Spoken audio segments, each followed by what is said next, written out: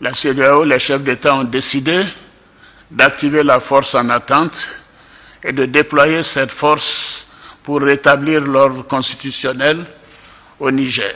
Lorsque le 26 juillet, le Niger a décidé de prendre son destin en main, nous étions surpris de voir la CEDEAO apparaître de je ne sais où avec une force en attente. Où était cette force? Lorsque des milliers et des milliers de Nigériens étaient tués par les terroristes, où était cette force lorsque des milliers de Maliens et de Burkinabés mouraient sous les balles des terroristes? Les chefs d'État ont marqué un accord donc, pour le déploiement des troupes d'un certain nombre de pays, dont la Côte d'Ivoire. La Côte d'Ivoire fournira un bataillon et a pris toutes les dispositions financières pour l'opération.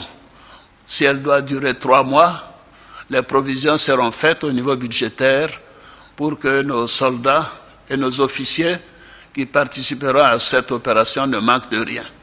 Donc la Côte d'Ivoire est prête et je viens de donner instruction au chef d'état-major général des armées de commencer la mobilisation de ces troupes pour leur participation à cette opération de la CEDEAO.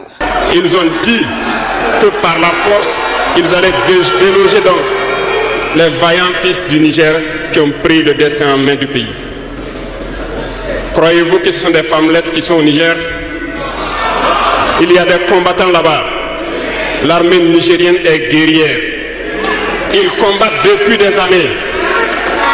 Ce n'est pas une armée de défilé ou une armée de maintien de paix. Et les armées de l'AES ont décidé de s'unir. Nous attendons cette force en attente. Quiconque va trahir sa patrie au profit de l'impérialisme, il sera traité comme tel. Certains ont décidé de ne pas fournir l'électricité à nos pays. Ce n'est pas gratuit, nous payons. Et ça contribue à leur économie. Ils ont essayé de faire souffrir le Mali. Et bien sûr, en faisant fi de tous les textes et de ne plus donner l'électricité au Mali, espérant que la population se révolte.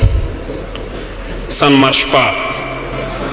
Lorsque ça a duré, certains étaient obligés de faire payer leur propre peuple en augmentant le coût de l'électricité. Ça va encore augmenter. Dernièrement, certains ont décidé d'interdire l'exportation de certains produits alimentaires vers le Burkina Faso. Très bien.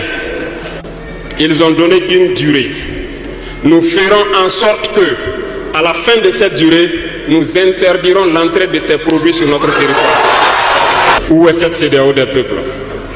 Bref, nous ne pouvons pas citer tout le mal qui a été fait à nos peuples, mais nous avons décidé en toute âme et conscience de nous retirer et de nous concentrer sur notre organisation commune qu'est l'AES.